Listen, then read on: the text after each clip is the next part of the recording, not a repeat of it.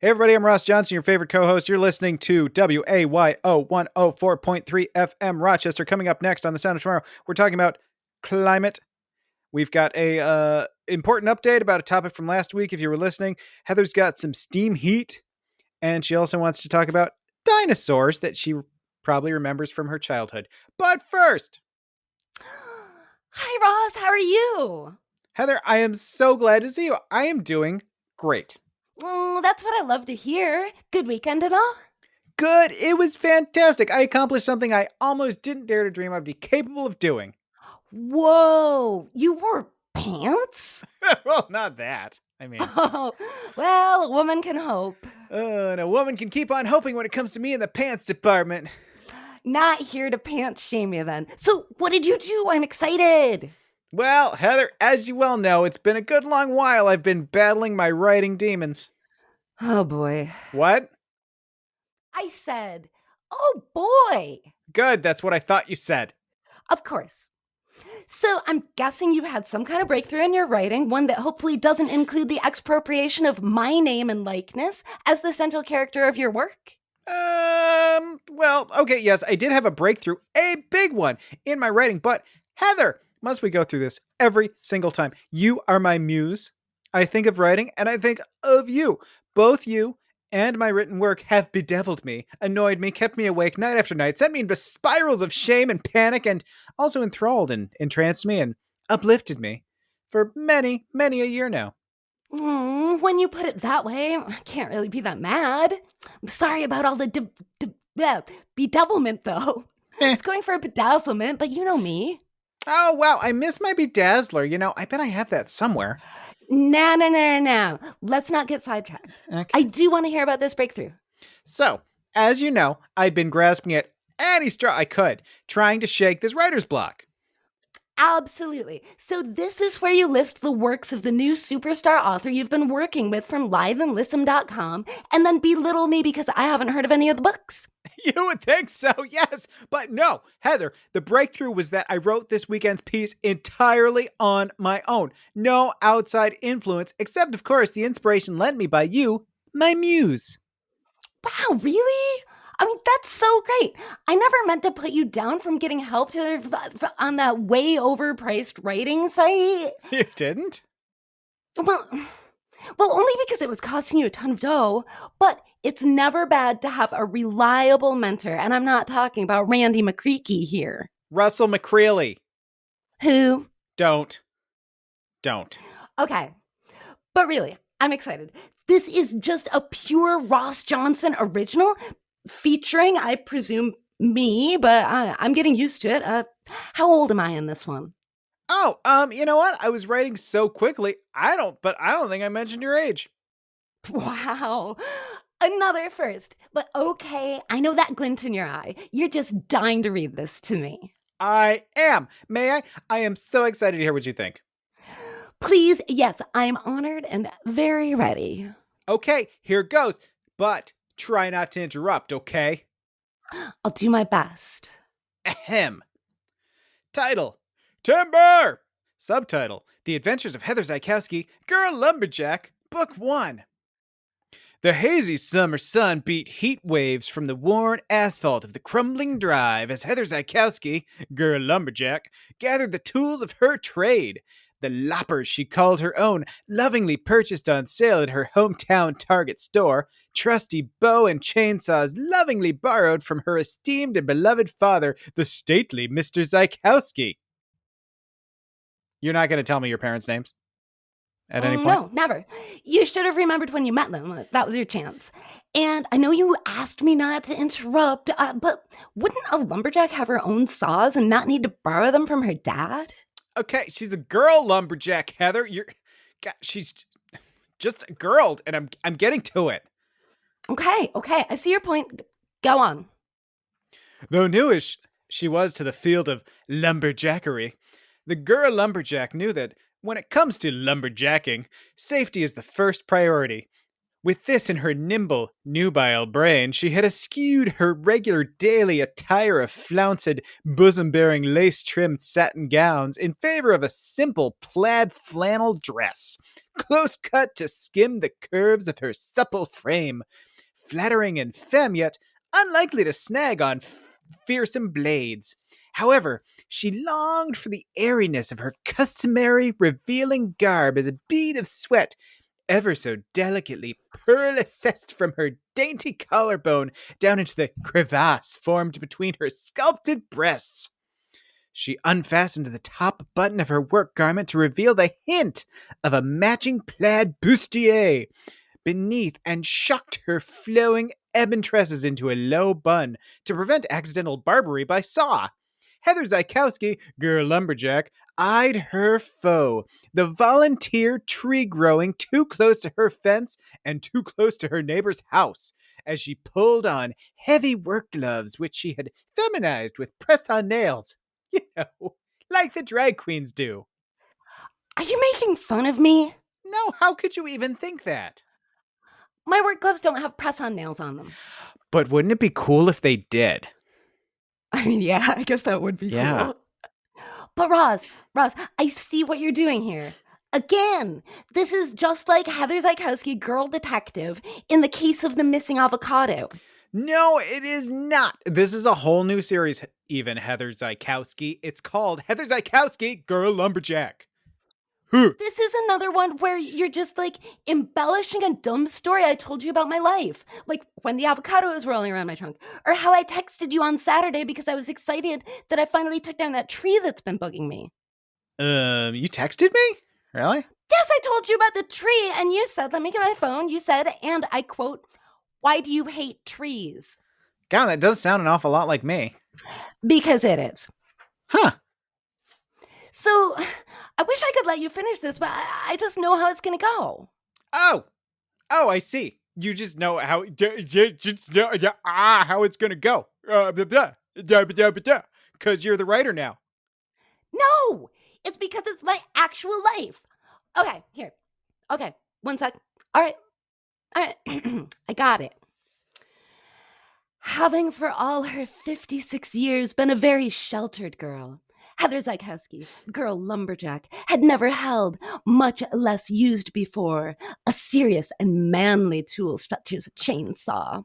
And yet, her dear papa, the revered Mr. Zykowski, had entrusted her with such, and the confidence with which he pointed out the oil button emboldened her to proceed. And yet, the timid girl faltered and instead took up with rhinestoned tough-skin glove the manual bow saw. Daintily she pressed the toothed blade to tough bark. Saw!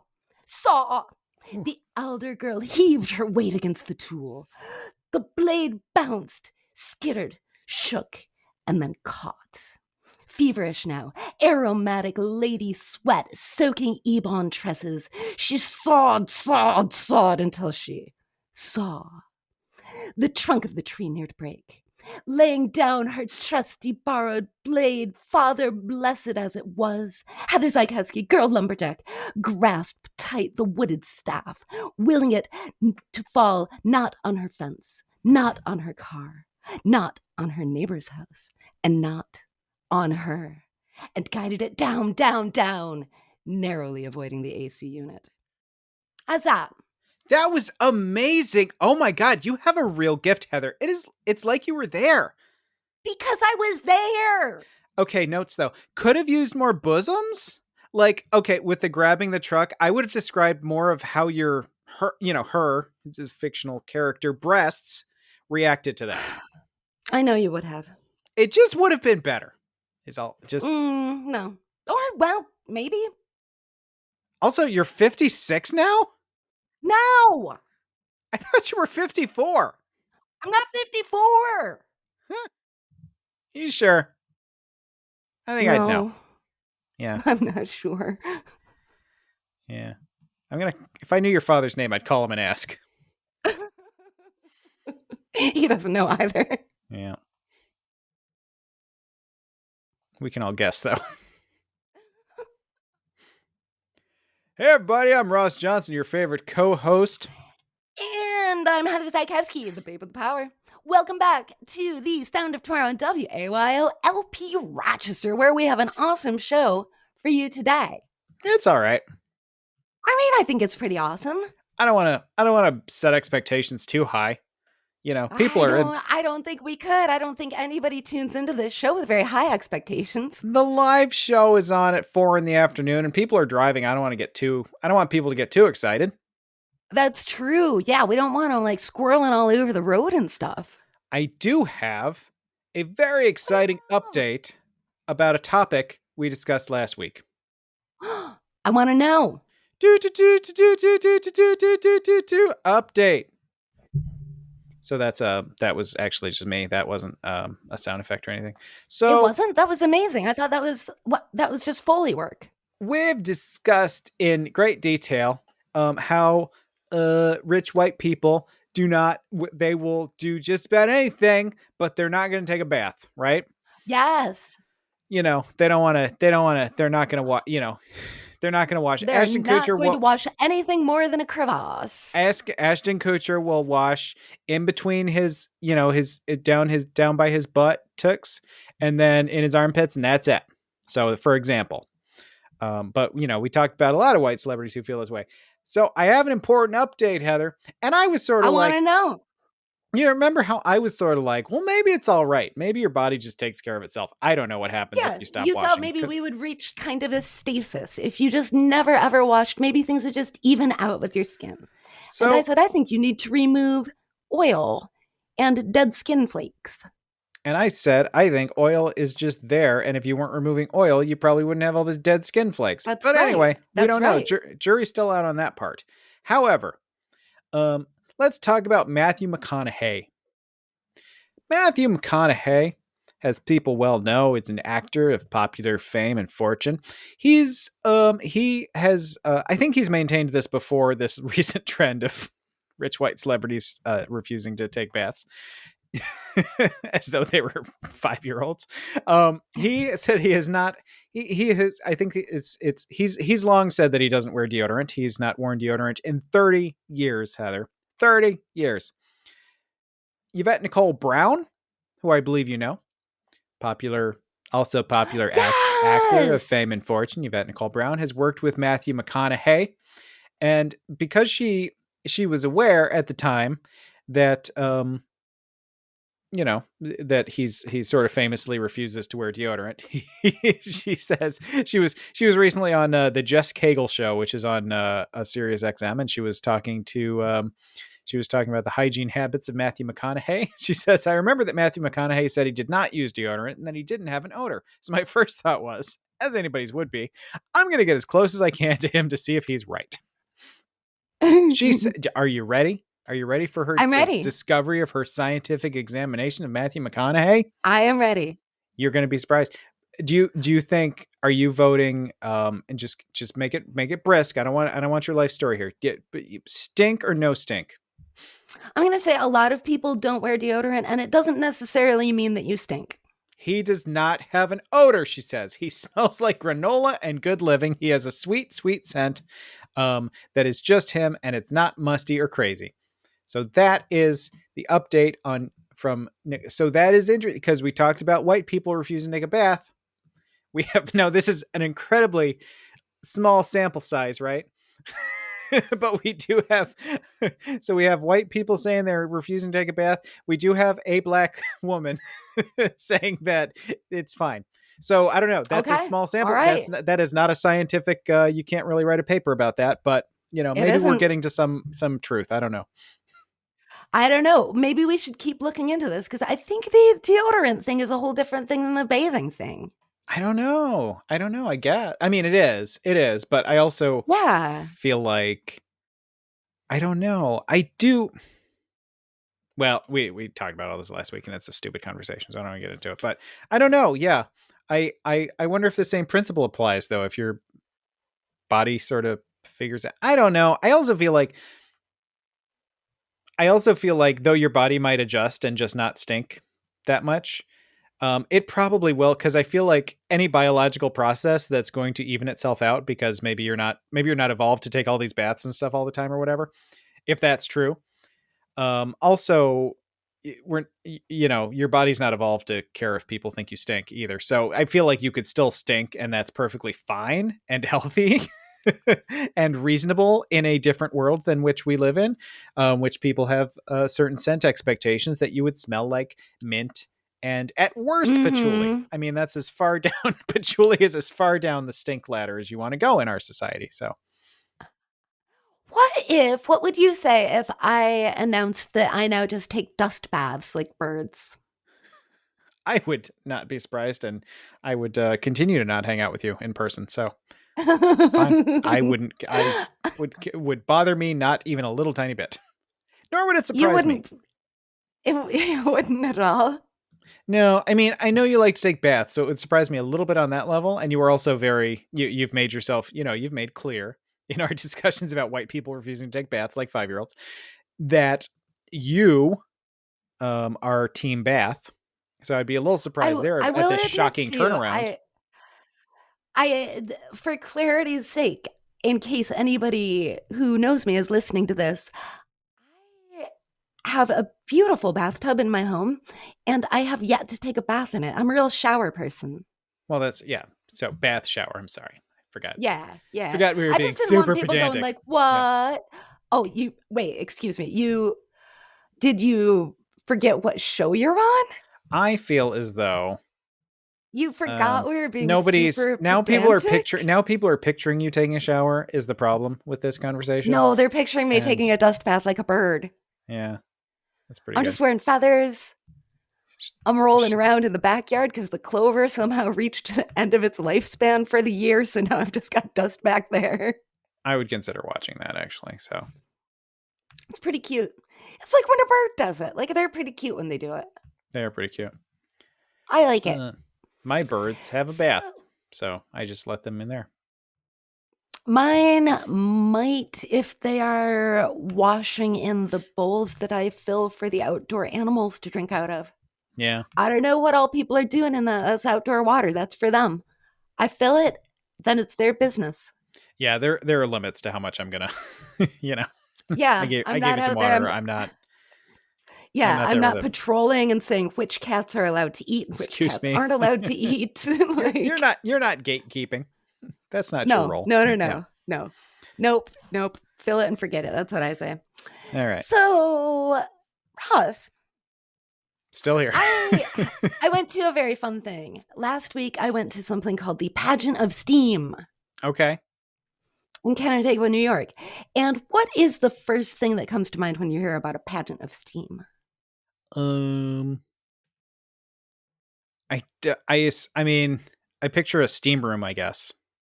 Okay. But all right. I don't know. All right. I don't know what the pageant part like would be, except it's everybody in towels. That And it didn't even probably occur to me.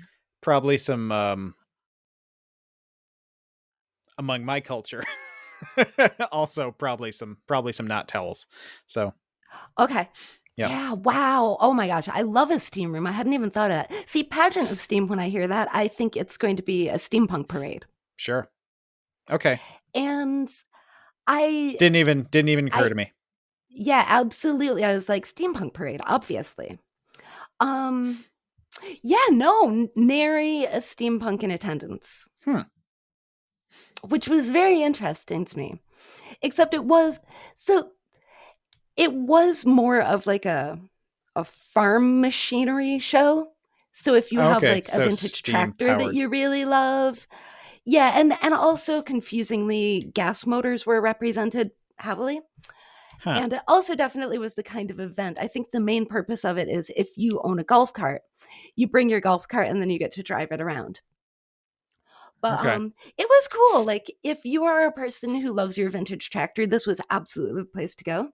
But then I was kind of surprised that there weren't any steampunks there because there were a lot of real like steampunk type gadgets and demos and like small machines with lots of gears and pistons, and they made like hissing steam noises. So I feel like we need a bigger steampunk population at these steam festivals, because I found out also there's not just the one here near town, they're a thing. But it's not okay, so I'm down with the idea that like there has been lots of actual Steam stuff, not the literary subgenre.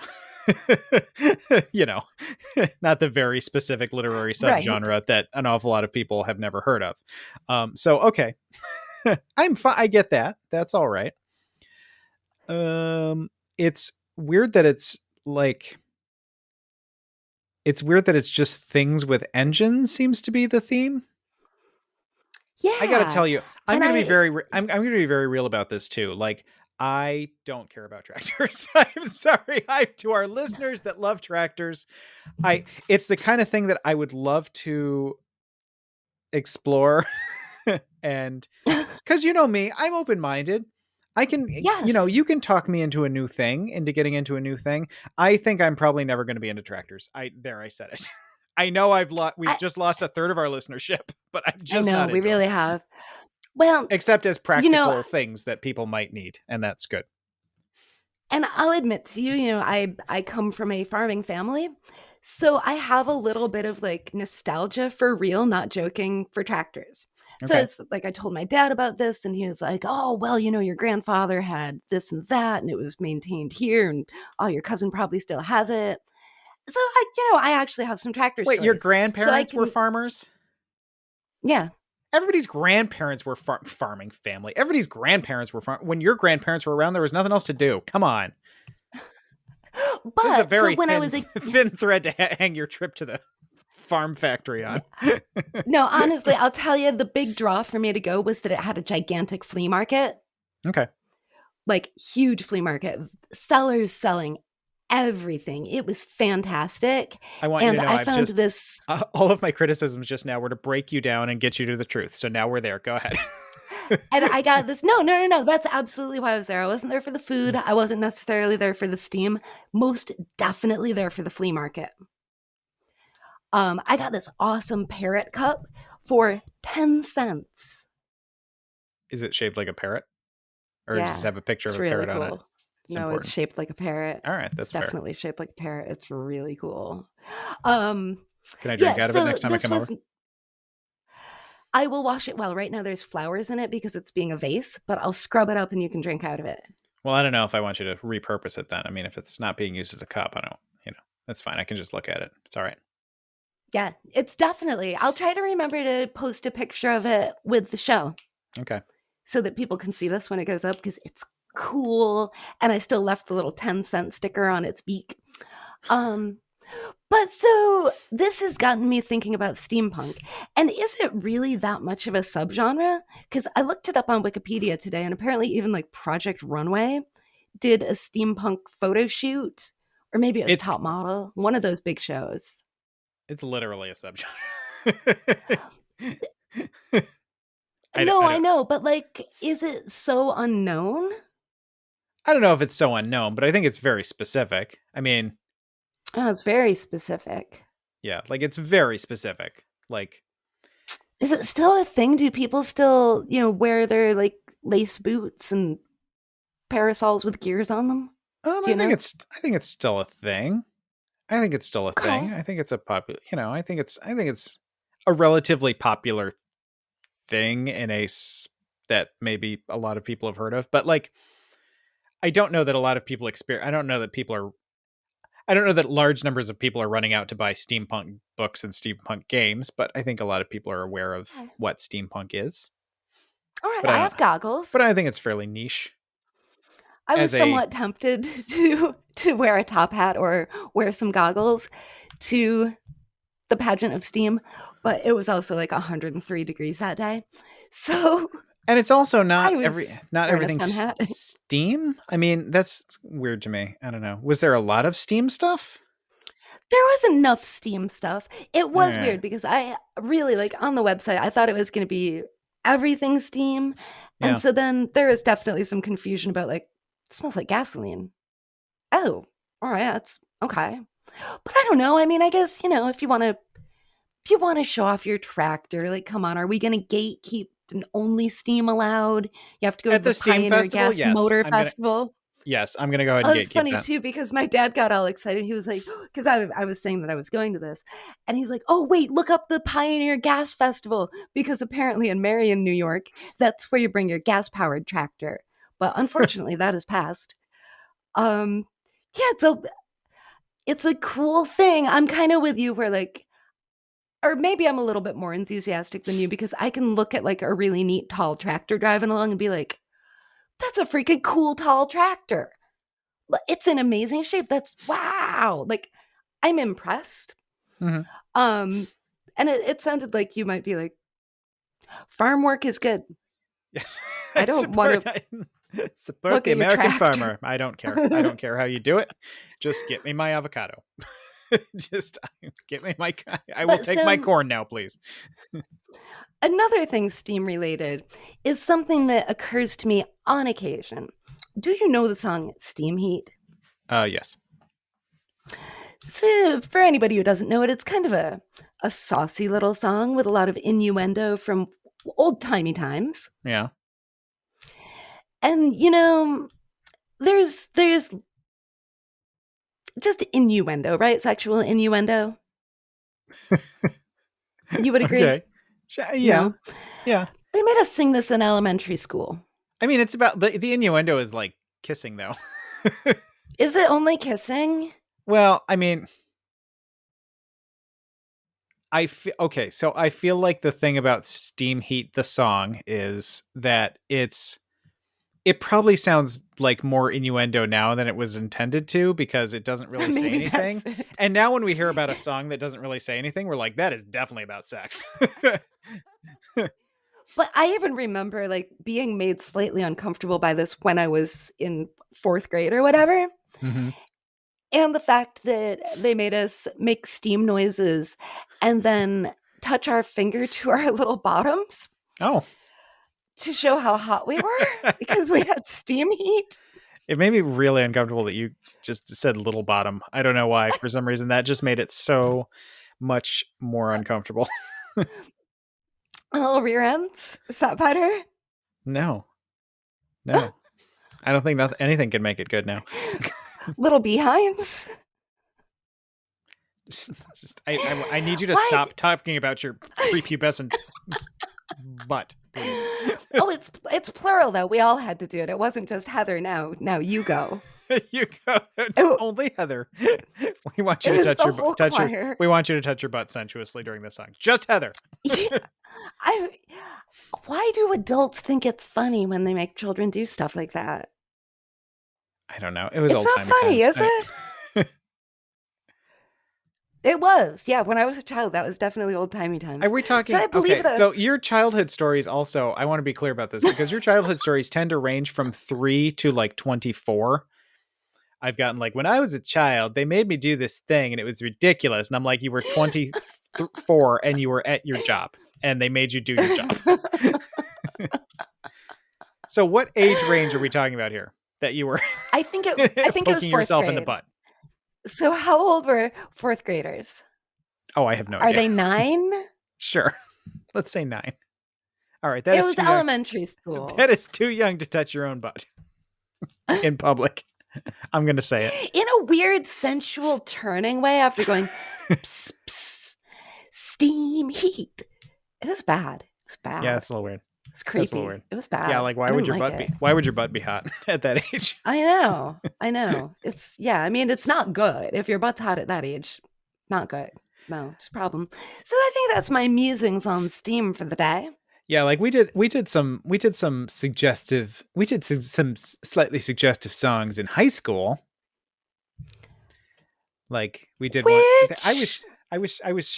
I was shirtless for one. That was weird. Wow. Because I have not taken off my shirt since. So that's that's unusual. But that was like I was a senior in high school, so it didn't seem so like, Yeah, I mean, I guess even now at this age, I'm like, I don't know if I need to see a 17-year-old shirtless boy doing a suggestive number at the school concert. I know. If it was you, I would. It was also a different time, you'll recall. I mean, we did this. I know. We also did the song about Geronimo, where people dressed up like Native Americans and ran in as though they were going to tomahawk people. So it, Sure. it was a different time. It was a It different it time. was indeed. Yeah, our choir was big on having us sing spirituals from the days of slavery. Yeah. With the lyrics written in a dialect. Yeah. Yeah, Yeah.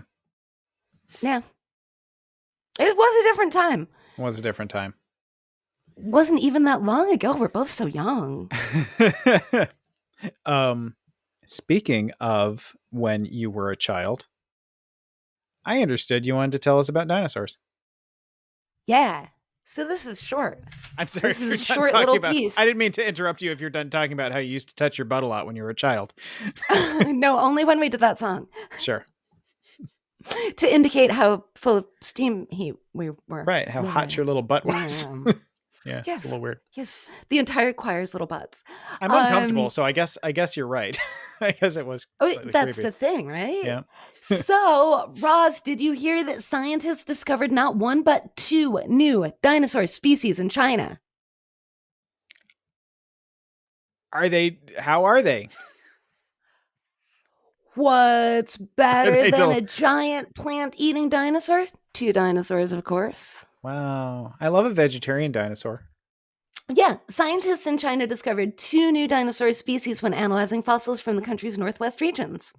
Their findings, published in a study in Scientific Reports, concludes that two of the specimens were from previously unknown species, and this is from NPR, just a little science news.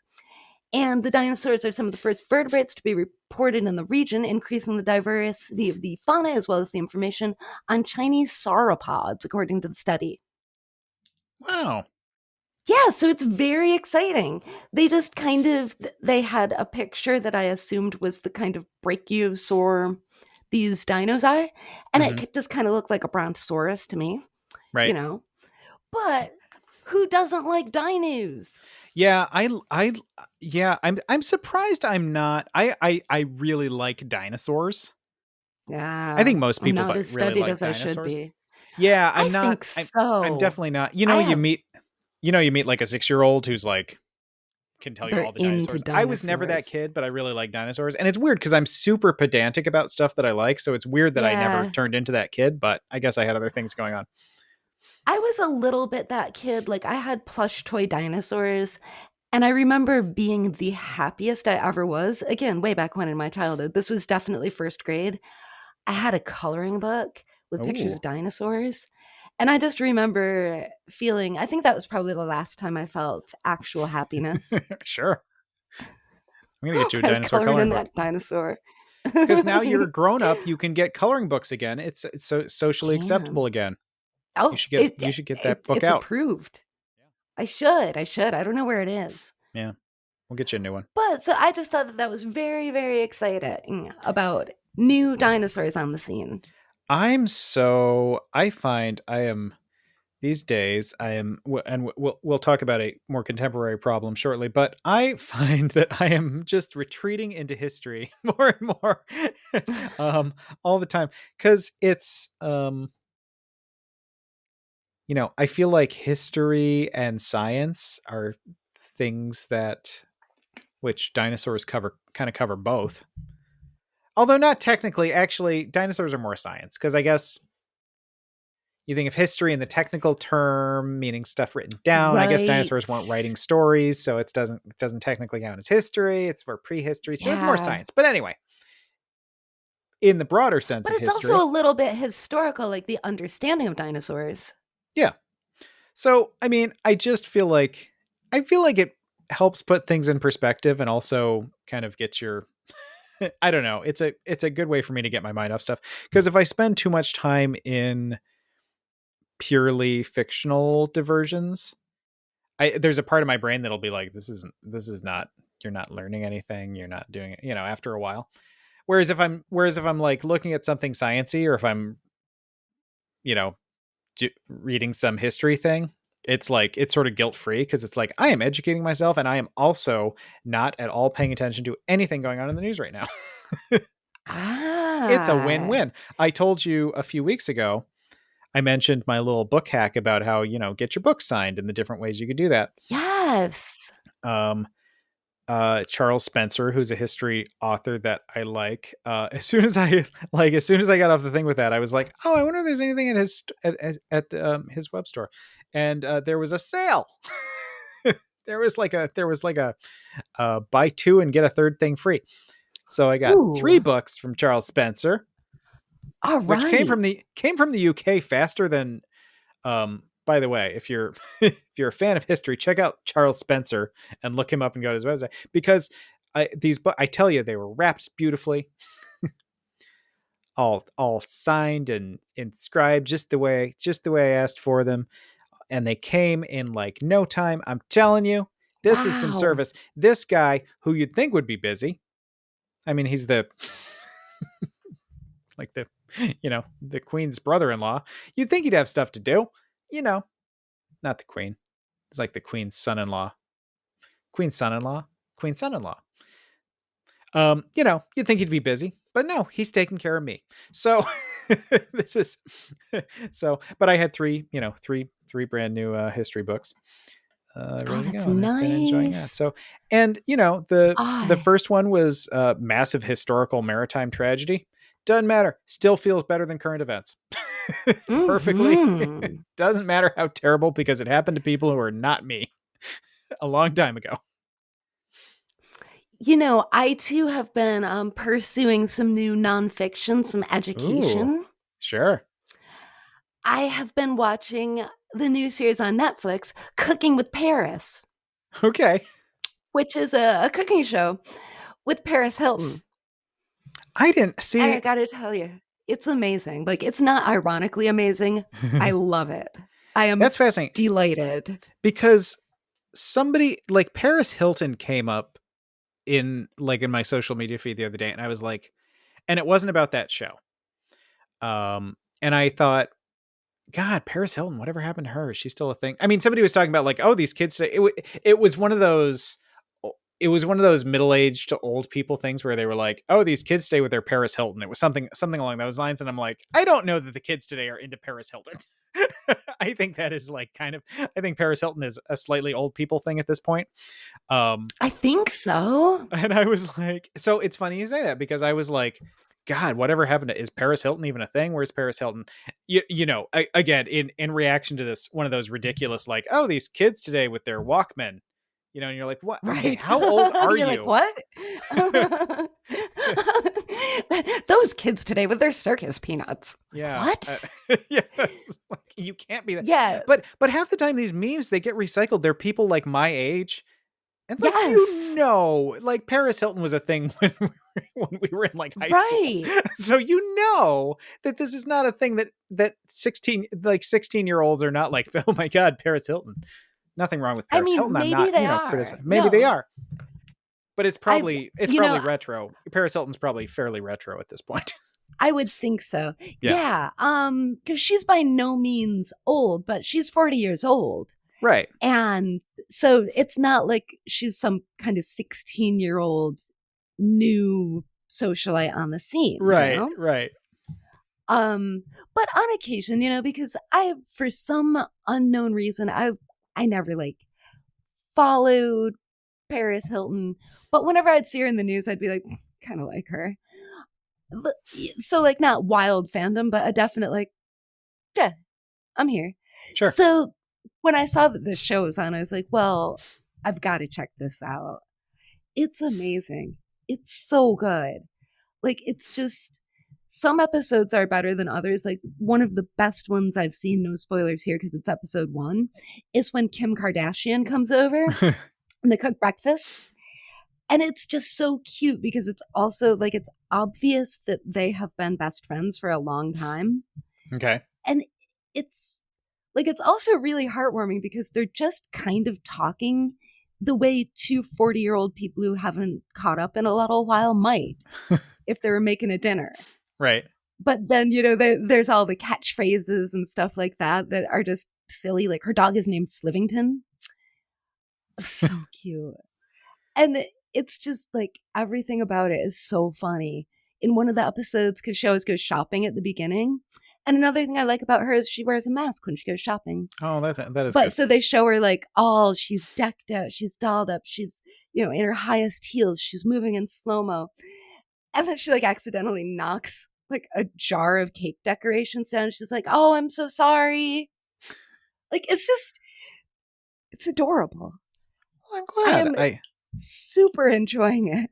Are you learning to cook things, or are you just kind of watching? No. I mean, she's like not a cook, and that's kind of the premise. That's kind of the premise. Yeah. Okay. She says like, I'm not a cook, nor am I trying to be one. I just need to expand my repertoire. All right. Well, I'm fully supportive of people learning new things, including you. So, yeah, it's cute. In one episode, her mom and her sister come over, and that's fun because it's a family dynamic, just like any other family dynamic. Oh. Like she's telling everybody to wear sunglasses while they slice the onions so that their eyes don't get weepy. And her mom's all like, oh, are these mine? And she's like, no. And then her mom's like, but did I get them for you? And she's like, yes. Total like, it doesn't seem very staged. Yeah, I'm glad that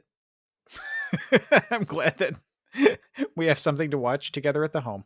I mean, that'll be nice. Absolutely. We'll turn to each other. We'll say, sliving. That's so. It's so interesting that I just was wishing I had an update. Of course, wishing not enough to actually like Google Paris Hilton, but it's just wishing like for an update on Paris Hilton. And sure enough, here you come along to tell me that she's got a new show. Here I am. See, we are enough on the same wavelength that something in me must have known. I need to bring this to the show because Ross will be very interested. Ross needs a Paris Hilton update.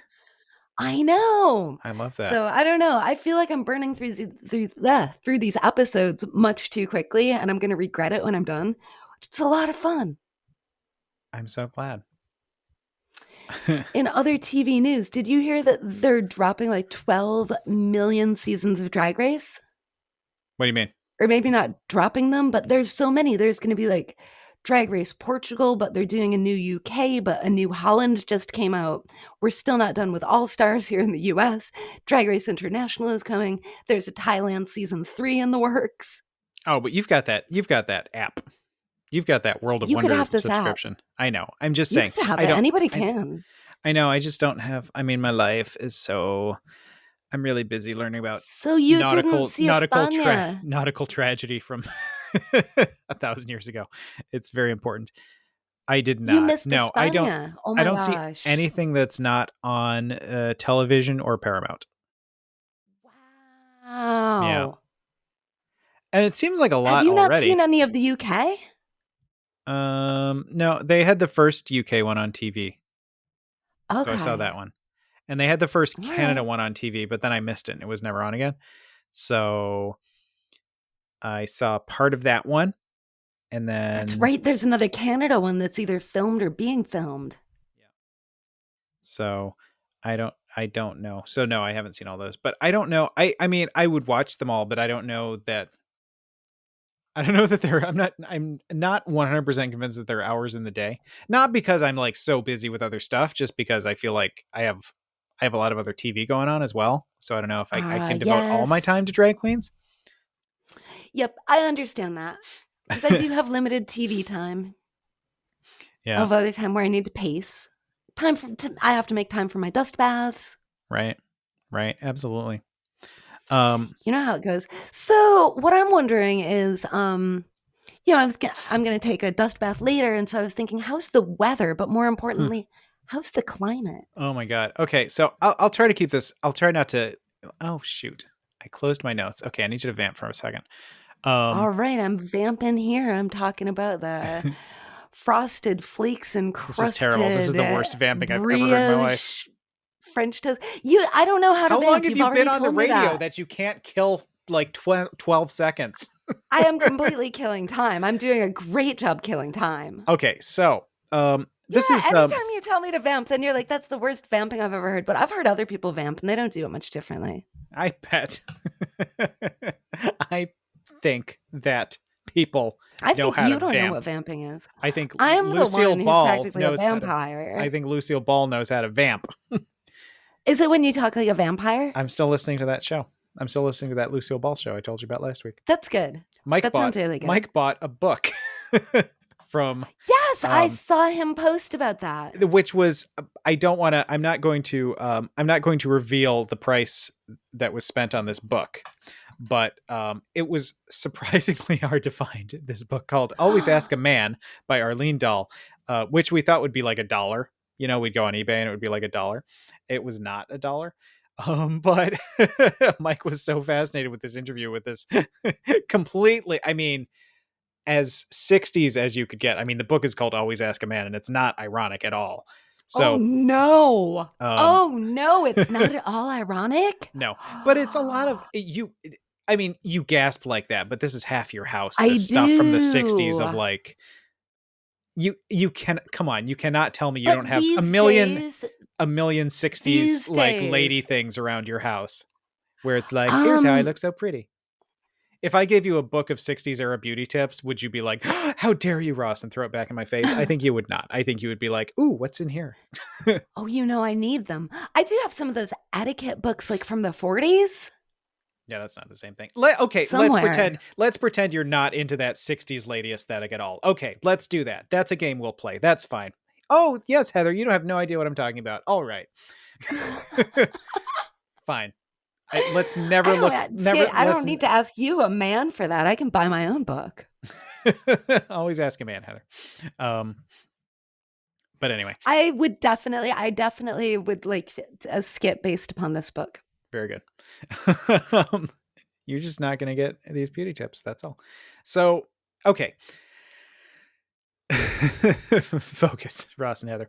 So, that's right. We got completely off track. There was a big UN report, and I'll try to keep this as light as possible and as hopeful as possible. But the UN report, there's a lot going on in the world right now. Obviously, I think climate change is still probably pretty consistently number one. I mean, if we're ranking the problems, I think as far as biggest existential threats, I think climate change is probably still pretty close to number one, even with everything else going on, if not number one. So the UN released a draft. Well, a draft was leaked, and then the full report came out about the state of the climate. And it's not great. It's not, as you might expect, it's not great. A lot of the things that they consider tipping points, which would be sort of major rapid changes in climate conditions that would be impossible to reverse, are coming a lot sooner. I mean, this is the thing with climate change. Like, for the last 40 years that we've been talking about this, because we've been talking about this since I was a little tiny child. The scientists will go, the scientists, quote unquote, but the scientific community as a whole, the reliable members of the scientific community who work on this type of thing go, oh, well, this and this and this is going to happen if we don't do anything now. And people go, what? That'll never happen. And then it happens 5 years earlier than they thought it would.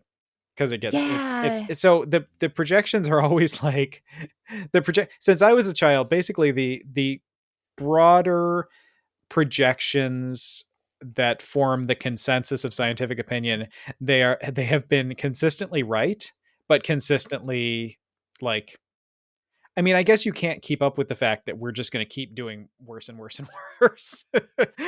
So they'll project this thing's going to happen by 2030. And then we're like, well, you know what? We're going to make some more carbon. So it's going to happen by 2025. Right. See, the scientists are wrong. Yeah. And Allwell, if I remember, at least when we were children, Allwell also joking about it. Big concerns when we were youngsters included acid rain and the hole in the ozone layer. And I definitely remember people just laughing. Yeah. And not panic laughing. I'm one for a good panic laugh, but really genuinely being like, who cares? Yeah. Well, and you know what? The hole in the ozone layer is a good example, though, of a thing where we did make changes. We changed the law, we changed the way those chemicals are released, and we were actually able to fix, these problems aren't, these problems aren't they're bad. Don't get me wrong, but there is so um what I was reading about, there was a piece in Nature, and they were talking about, so this climate change. So I think this is an important line from this report. Life on Earth can recover from a drastic climate shift by evolving into new species and creating new ecosystems. Humans cannot. Um I won't go into all the most recent examples we're seeing of things that climate change is affecting. I think people talk about, even in the climate change community, I think people talk about like save the planet, and maybe that's not 100% helpful, because the planet will be fine. The planet will get I rid of have us, and then the yes. planet will move on to something better or something different. The planet has survived. The planet's going to keep going on. The question is, are conditions going to be livable for human beings? Yes, and I've seen that argument. You're absolutely right, but I've also seen that argument as like another way that we shouldn't do anything about climate change. Right. Like, you know, save the planet. It's not exactly accurate. And then people come and go, duh, the planet's going to be fine. Like, technically, yes. Yes. Technically, yes, it will. Do you want to be The alive planet, on it? you're right. Would you like humans anymore? Yeah. Like, um, if you don't want humans, then don't worry about the planet. We got so this. Like, so the suggestion is that we must essentially, in the energy sphere at least, we must fully decarbonize by 2050. Um, but the focus I liked here is, we talk about the individual stuff, that individual, the recycling and the getting a better car. And there are sort of two ways to look at that. On the one hand, those things are only the things that individuals can do. They estimate that makes up about 4% of the problem. yeah. Um, so putting a lot of pressure on ourselves as individuals and our neighbors to do these things is not necessarily the correct. On the other, I don't like pushing that too far, because there are things we can do. 4% of a life planet ending problem is still pretty good. I mean, that could be a couple years to develop new technologies. That could buy us, that could buy coastal regions enough time for people to resettle. I mean, there are things that 4% could do, that's positive. So I don't Yes. want people to feel like that's nothing, because otherwise, what do? It's like, well, I'm going to buy a diesel truck because, what I do doesn't matter. What you do does matter. But It does, but that was definitely a good swindle perpetrated upon the American people. Like, this is all your responsibility, and you, as individuals, are the ones who will fix this. but Like, as that's individuals, also not. you We know, can contribute for sure. right. And And part of the, I'm big on saving power. I'm big on recycling, trying to yeah. do the right thing. And I mean, things like buying a cleaner car, when we have the opportunity, that creates a market for cleaner cars. You know what I mean? So that is a thing that we do individually, that, yes, it doesn't really make much of a difference if we have a clean car or a dirty car individually, but we're helping to buy into that system. But the activism that is needed now is really more, the kinds of things we can do. This, like I said, this Nature article gave some good examples, and these aren't necessarily all specific, but they're the kinds of things. um, so just, I'll give some examples of the kind of things that are helpful now, and they're things that really push a broader narrative and push the corporations and the governments that are leading some of these things. So perhaps you'd like No Climate, No Deal, which is a campaign launched by Evergreen Action and the youth-led Sunrise Movement. The campaign is pressuring Democratic members of Congress to reject any infrastructure legislation lacking transformational investments in climate and environmental justice solutions. They've already secured pledges from 14 Democratic senators. They're seeking support in the form of petitions, calls to senators, and tweets. So that's an example of the kind of thing that we can be doing that is broader, more broadly impactful. Or maybe you're really angry at advertising agencies, marketing firms, and social media giants for helping promote fossil fuel companies. If that's the case, you might like Clean Creatives. Despite only launching less than a year ago, it has got 92 advertising agencies to sign a pledge against working with fossil fuel companies. So they're spreading petitions on social media and Twitter. Indigenous groups also need help opposing fossil fuel projects across the country, which tend to disproportionately affect indigenous land. So there's one for the Line 3 pipeline at stopline3.org. There are also environmental justice groups like We Act and Climate Justice Alliance. So those are groups that are looking for your voice, your money, whatever you can do. Maybe you'd like to support climate science education or communications projects like Climate Central or the Alliance for Climate Education. If you believe in the power of journalism, maybe you want to support accountability projects like Floodlight and Drilled News or regional publications like Southerly Mag. Maybe you're into culture and want to donate to a place like the Climate Museum. Maybe there's a state climate policy you want to get involved with, et cetera, et cetera. So, without belaboring this too much, because I think most of our listeners probably have a pretty good sense that, the climate is in a crisis and it's going to be a real problem for human beings, if not the planet. There are, again, I don't, I think those things we do as individuals can be important and they can send a broader message, but the real change is going to come from, what we're encouraging companies and telling companies, and when we need to and when we can, forcing companies to do. Same thing with governments, and that's stuff that can be done. Again, there are all sorts of groups doing all sorts of things in those areas, and there are all sorts of ways to get involved, from social media, making calls to your senators, just tweeting. Some groups just want you to tweet to broaden the message and get the message out there. So I thought it was really interesting and a good reminder that there is still stuff that we can do. I don't like some of the narrative. Again, there's the narrative that, oh, it's all your fault, and if you don't recycle that can, you're killing the planet. But then there's a counter narrative of like, well, you can't do anything, so why bother? And there are things you can do, and I think recycling the can is good too. It's if it'd be nice to get to a point where every little bit would help, where the crisis isn't so overwhelming that those little things will matter. And again, those little things I think can add up over time. But there's bigger stuff that we need to do, and I hope maybe we can start doing some of it. I hope maybe we can. And another hope that I have, Ross, is that we can listen to the awesome program Music Matters coming up next on WAYO LP Rochester. Huzzah. So wait, though, you didn't use the chainsaw when you took down that tree? I didn't for the tree, but I did for cutting up the trunk and then to cut the stump down to the ground. And it was actually a little scary. I bet. Power tools are nothing to mess with. Your breasts must have been terrified. What? Oh, because you didn't let me finish my story. So in my Heather Zykowski Girl Lumberjack story, which you hijacked, I have the line, as the motor roared to life, the girl's bosoms, usually so social, animated, and attentive, recoiled in fear. That's not how breasts work. I think it probably is. I think I'd know. No. Mm-mm.